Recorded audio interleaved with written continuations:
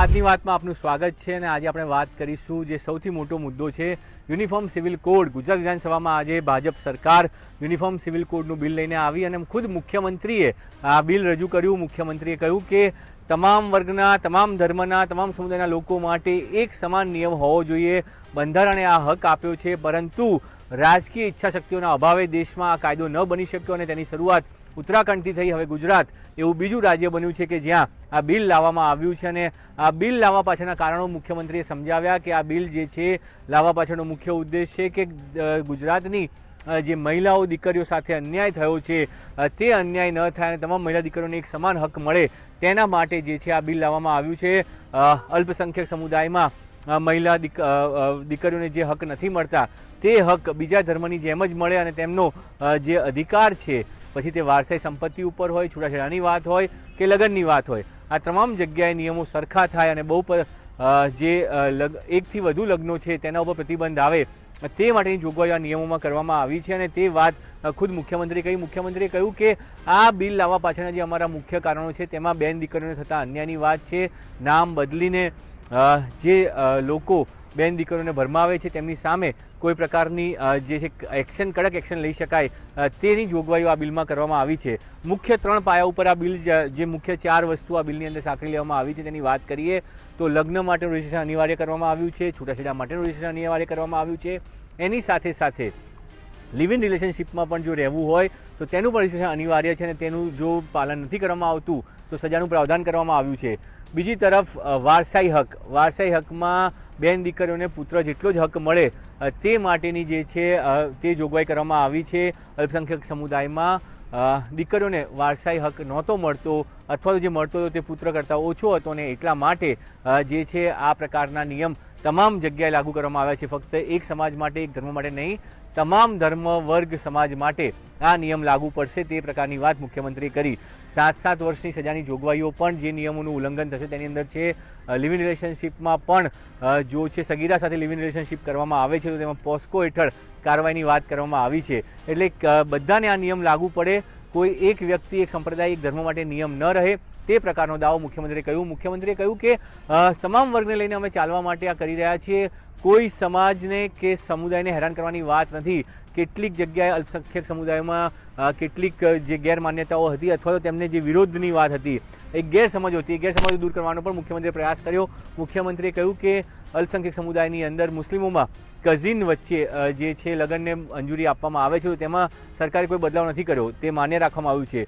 જ્યાં ધાર્મિક માન્યતા છે તે ધાર્મિક માન્યતામાં કોઈ બદલાવ કે છેડછાડ સરકારે નથી કરી। સરકાર કોઈના પણ ધર્મોમાં કોઈ છેડછાડ કરવા નથી માગતી, આવી સ્પષ્ટ વાત મુખ્યમંત્રીએ કરી હતી।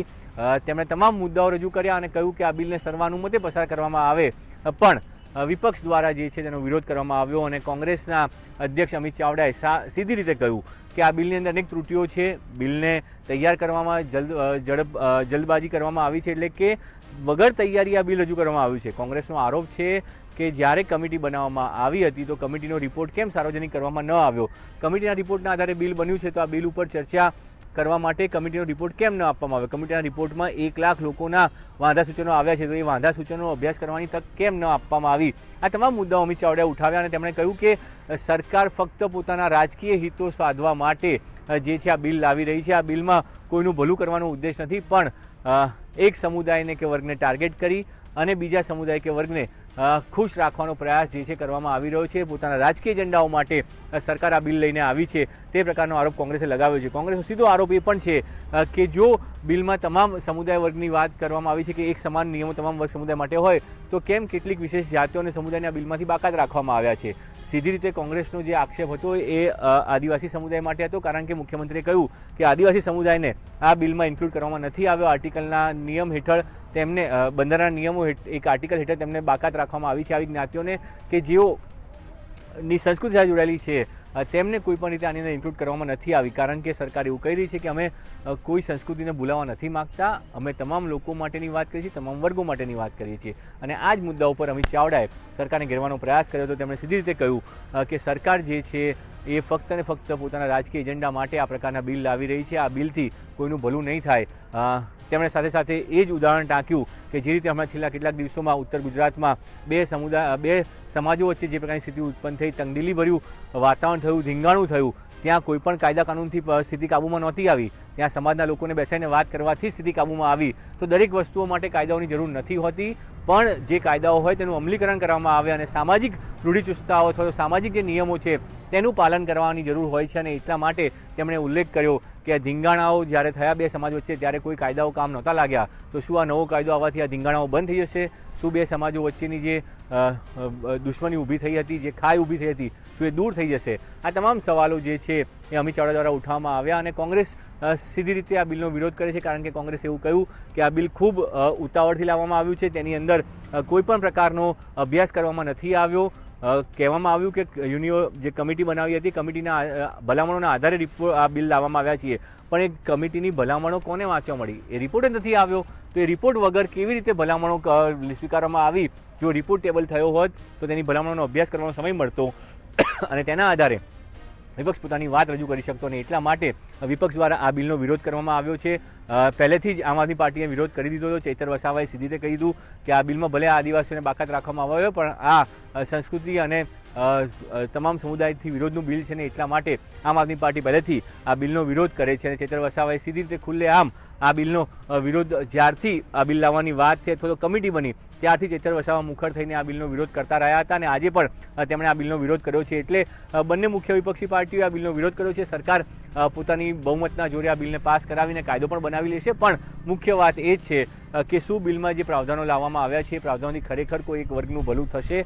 કોઈ એક સમુદાય જે વાત કરવામાં આવી છે કે બેન દીકરીઓને અન્યાય થાય છે તો શું તેના ઉપર લગામ આવશે? તે તમામ વાતોનો સવાલ જ્યારે બિલ કાયદો બનીને બહાર આવશે, કાયદાનું અમલીકરણની વાત આવશે ત્યારે થશે। અને એટલા માટે જ કોંગ્રેસે સવાલ ઉઠાવી રહી હતી કે જો સરકારની મંશા અથવા તો ઈચ્છા દરેક લોકોનું ભલું કરવાની છે તો ચૂંટણી સમયે કેમ આ વાત આવે છે? પેટ્રોલ ડીઝલની લાઈનો થઈ રહી છે અને લોકોને તકલીફ પડી રહી છે, પેટ્રોલ ડીઝલને ગેસની લાઈનમાં લોકો ઊભા રહ્યા અને એનાથી સરકારને ચિંતા બેઠી છે કે સરકારને નુકસાન થવા જઈ રહ્યું છે, આવનારી સાંઈક ચૂંટણી આવી રહી છે અને એટલા માટે ઉતાવળથી આ બિલ લાવવામાં આવ્યું છે। તો આ તો પક્ષ અને વિપક્ષની વાત થઈ, પણ શું ખરેખર જનતાને યુનિફોર્મ સિવિલ કોડની જરૂર છે? શું તેનાથી કોઈ ફાયદો થવાનો છે? તે તમામ મુદ્દાઓનો જવાબ જ્યારે આ કાયદો બનશે અને ત્યારબાદ તેનું અમલીકરણ જ્યારે કરવામાં આવશે ત્યારે તે સ્થિતિ જનતા માટે સ્પષ્ટ હશે અને સામાન્ય જનતાને ત્યારે જ ખબર પડશે કે ખરેખર તેમના માટેના નિયમોમાં કેટલો બદલાવ આવ્યો અને તેનાથી તેમને કેટલો લાભ થયો। અત્યારે બસ આટલું જ। વધુ સમાચારમાં જોતા રહો ગુજરાત તક।